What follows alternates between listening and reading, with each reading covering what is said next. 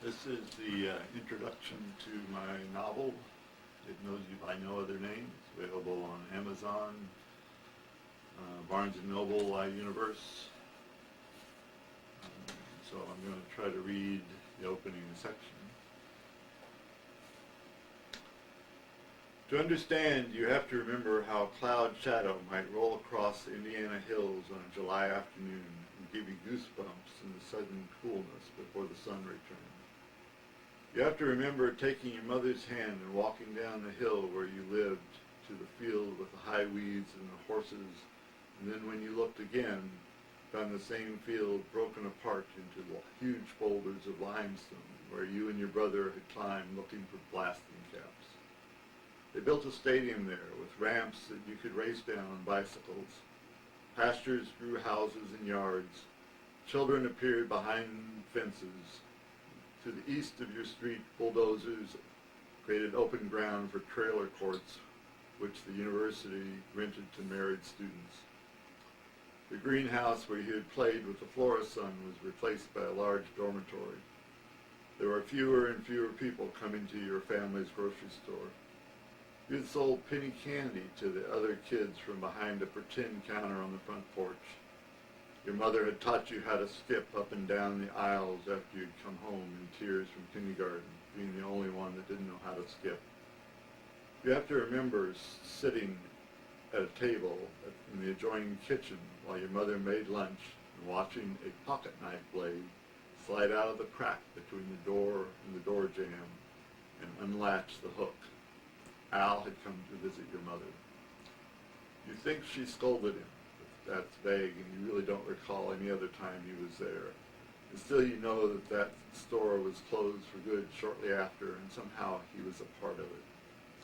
The goods and the shelving were removed and the walls were painted.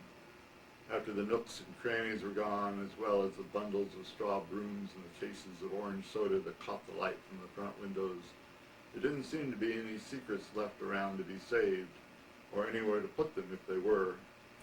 Notes could be slipped down in the upright ends of the brooms or hidden in the dark spaces between bottles.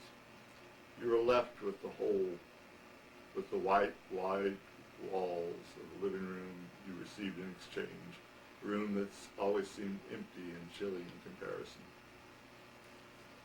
And when the bulldozers came one final time to remove the last of your neighborhood, your life changed more drastically than you could ever imagine. The events that sent you on away from here were the same events which would bring you flying back 20 years later to stand with these men on the empty land in a little town 50 miles south of Indianapolis. There was no longer any trace of the houses or driveways or fences. Even the old outhouse, which had sat in the far back corner of the lot, was gone. The university, which had been in a rush to build dormitories here, discovered that they weren't needed after all, so the land had gone untouched all this time. The tree remained, the tree you had called the parchment tree when you were a boy. It was a maple that shed its bark in thin furrows that, if removed carefully, could be used to create pirate maps. Without the tree, you wouldn't have been able to direct the deputies where to dig. Had they built here, you might have been found out. Had they built here, what you had come to find might be buried under tons of concrete. So perhaps they had done you a favor. A 20-year reprieve could be a lifetime for some. If the tree had gotten any taller, it might have matched your own growth, because it seemed just the same. The man next to you, who had been so imposing at one time, was now smaller. You could see the thinning hair on the top of his head. He had aged well. His thin frame remained as straight as a board, and his jaw was still well defined. He was now the elected sheriff of this county. He eyed you when he thought you weren't looking. You were sure you appeared half dead. You had come straight from the airport in a 6-hour flight and the sleepless night before that. You both watched as the two deputies struggled to dig in the hard ground. There had already been one freeze this autumn. It was cold out of the sun, and you drew in the collar of your windbreaker. Small talk seemed impossible. Why now? Pace asked. He had always been someone to trust. Al knew. He turned to him, suddenly unable to recall if you had told him. He died last week. You looked at your shoes as if embarrassed. You must have told him. Pace accepted the lame excuse without a word, as if Al needed protection from anything. Pace had worked with him and knew him just as well as you did. How was he? Pace asked. He had heart trouble, but he was still getting out. He'd gone to help a neighbor butcher a cow and just fell over. He didn't make it to the hospital. Quick as good. It hadn't been, but you didn't tell him that. Last Christmas, Al had waved off your questions about his blue string and the chest pains that he had lived with constantly. After dinner, he produced a box of cufflinks and tie tacks and offered them to you. He got mad when you refused them and was about to chew you out when a coughing spell cut him off. He labored to regain his composure and looked at you hard and sat the jewelry box on the floor beside his easy chair. You need to make peace with what happened, you know, he said. You knew exactly what he was talking about. So what do you want of mine, he asked. Your hat. Talk to your mother about that. I'm still wearing it. Such a small legacy, the advice and the hat.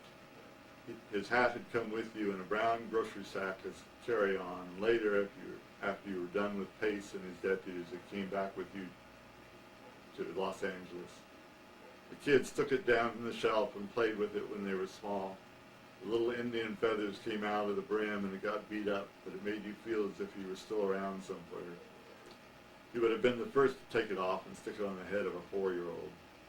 The advice settled into your life as well. He would have said it to you again if he was still around. There had been no references, no comment, no concern for 20 years, and then just one sentence. As if his dreams were disturbed like yours. He never spoke of it. If he had regrets, he didn't let them show. You were certain that your mother was never told. We were happy, weren't we? We had our adventures, our life to enjoy, and now, in the land where they open graves, he had become the ghost of Hamlet's father, telling you what was still undone. That's what we all become, isn't it? A ghost in the mind's eye of someone who had loved us. Walking off the plane in Kalispell, Montana, on your way to his funeral, you still expected to find him waiting there at the gate, in hat and down vest with his arm around your mother. He had been 6 foot tall. You reached his height at 14, was standing close and grinning in his face when your height was mentioned. But you wouldn't do it now because he seemed to shrink in his late 60s and you didn't want to embarrass him. His belly grew larger with every visit. He always carried an unlit cigar to chew on. The doctor told him you couldn't smoke any longer. But he was dead now. Didn't matter. He wasn't there. They had sent a neighbor lady to meet you. She had made hushed, pleasant comments about the funeral arrangements and the weather while you collected your luggage and followed her to her car. You allowed the conversation to die in the long drive up the winding mountain highway and wondered if Al or your mother had even known this woman other than to wave it to her from her driveway. And you recalled that they knew everyone in the little town.